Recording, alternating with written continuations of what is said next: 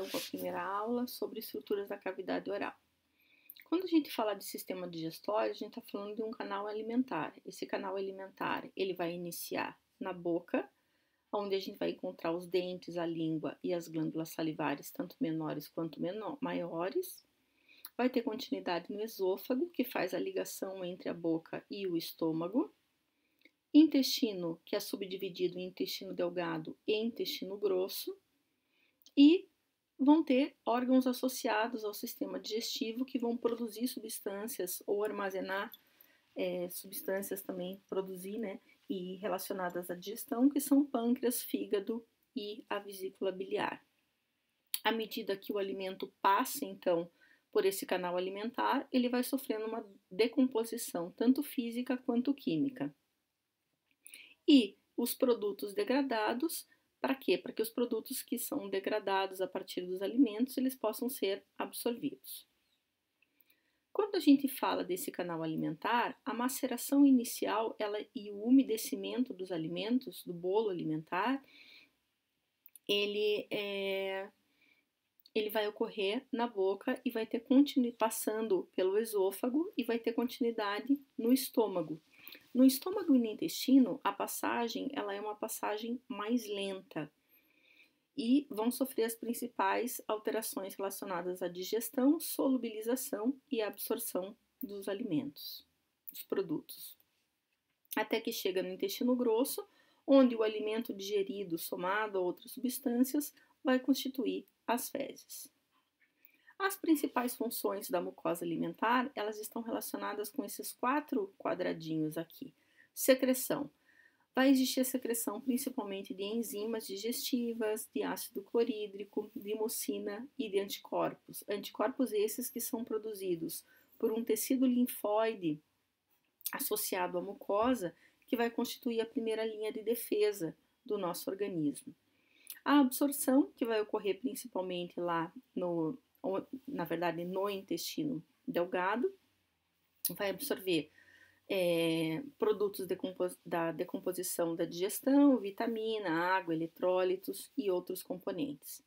E ele vai fazer uma barreira, porque ele vai impedir a entrada de substâncias que sejam nocivas ao organismo, antígenos e organismos patogênicos.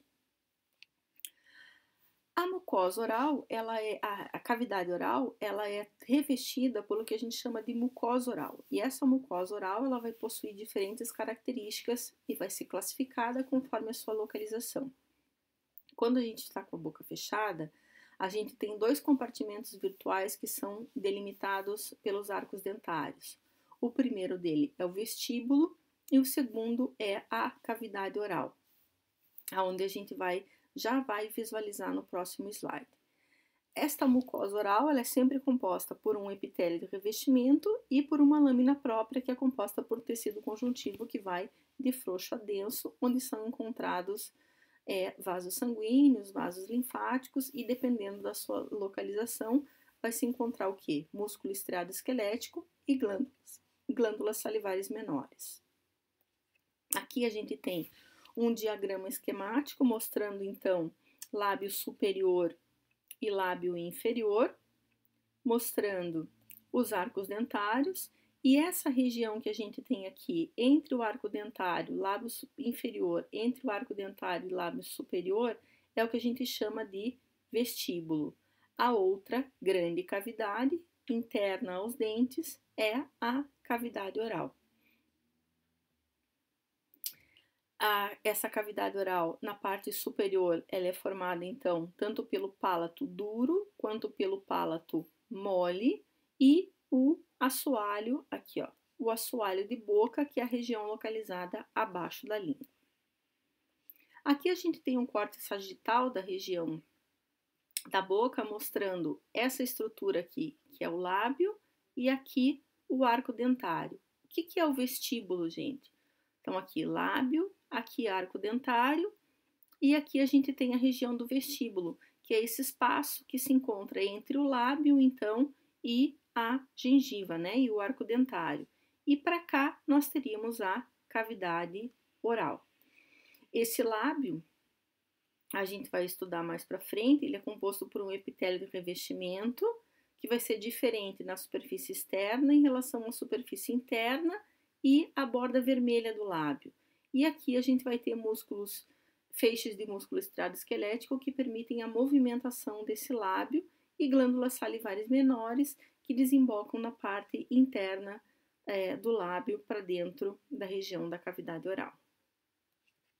Aqui a gente tem um desenho esquemático mostrando então a mucosa oral, as regiões de gengiva, tanto aderida quanto gengiva livre, que são divididas pelo sulco da gengiva, limitadas pelo sulco da gengiva livre, e a gengiva tem uma junção muco-gengival, aqui os dentes, a margem gengival e aqui a papila intermediária, que é a região da gengiva entre os dentes.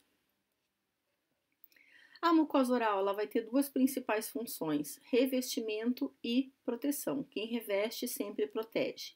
E pode adquirir outras funções relacionadas com o quê? A movimentação. Por quê? Porque vai ter músculo estriado esquelético associado à mucosa labial e das bochechas, e tendo função relacionada ao paladar, mucosa especificamente da língua. Aqui a gente tem a classificação da mucosa oral. A mucosa de revestimento, ela não tem queratina, é flexível, estando relacionada com a proteção e com a mobilidade. Aonde que é a mucosa de revestimento? Lábio, bochecha, mucosa dos alvéolos dentários, do palato mole, do assoalho de boca e da parte de baixo da língua, que é o ventre da língua.